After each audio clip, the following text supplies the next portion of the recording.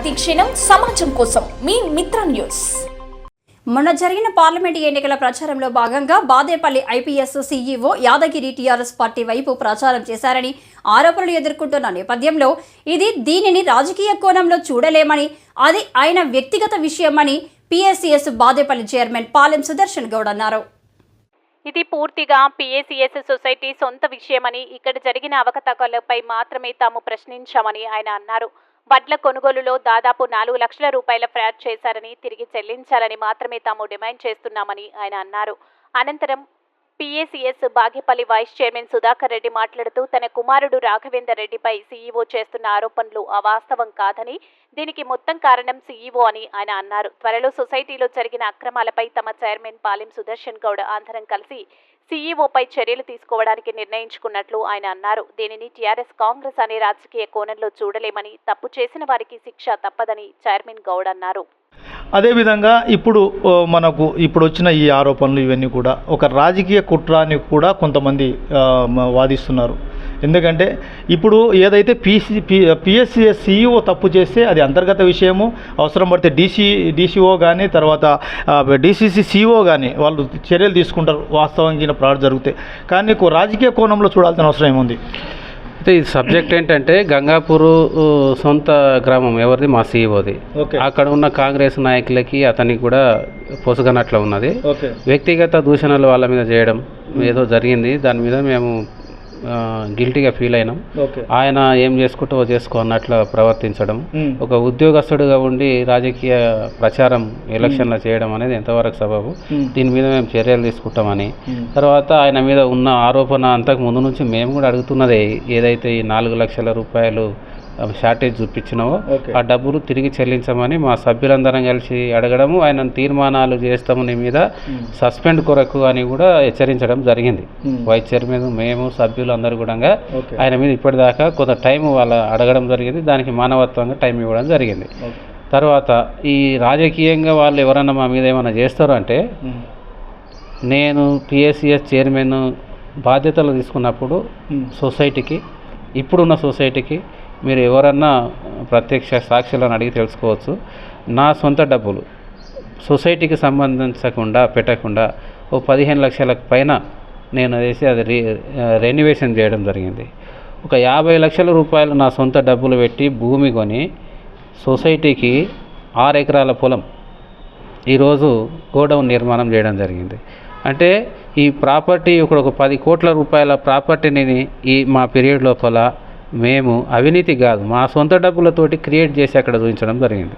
రేపు దాని నుంచి వచ్చే ఆదాయాన్ని మేము పొందాం, ఇక్కడ సొసైటీకే చెందుతుంది అది.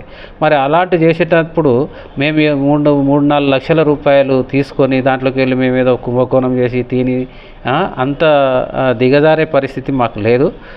మేము మా సొంత డబ్బులు వెచ్చించి సొసైటీని డెవలప్ చేయాలనే ఉద్దేశంతో చేసినాము.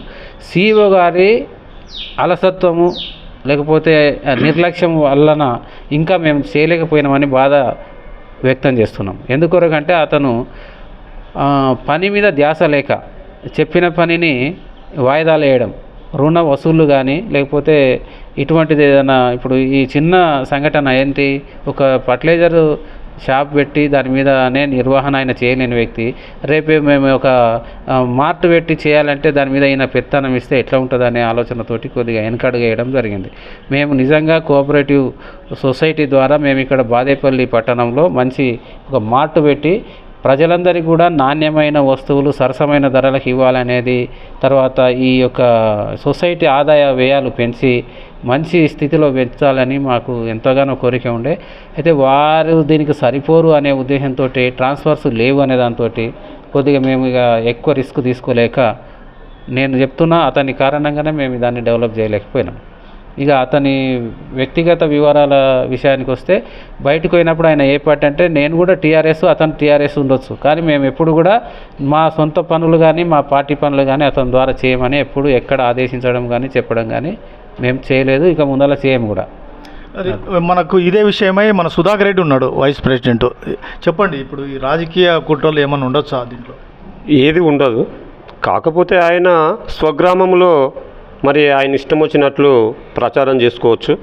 అది వాళ్ళ ఊరి వారితో, కానీ మాకు ఎలాంటి సంబంధం లేదు దాంట్లో. ఎందుకంటే ఆయన సొంత ఊరిలో వాళ్ళపైన ఏదన్నా మరి దౌర్జన్యం చేశాడా, లేకపోతే వాళ్ళని కాదని పార్టీలో ముందుకు పోయి మేమే అని గొప్పలు చెప్పుకున్నాడో మరి వాళ్ళ ఊరికే సంబంధించినటువంటిది, అది ఆఫీస్కు సంబంధించినటువంటిది కాదు. ఇంకోటి మేము కానీ మా చైర్మన్ గారు కానీ మేము పార్టీ తరఫున ఎప్పుడే కానీ ఈ పని చేయాలి నువ్వు, లేకపోతే ఇక్కడ పోయి ప్రచారం చేయాలి, లేకపోతే మేము మనోళ్ళు అయితేనే నువ్వు ఒడ్లు కొనాలి, లేకపోతే వేరే పార్టీలు అయితే కొనొద్దని మేము ఏనాడు కూడా ఆయనకు ఆదేశించింది లేదు. మరి ఆయన వ్యక్తిగతం అది, కానీ దీంట్లో మాత్రము ఎలాంటి కుట్ర లేదు.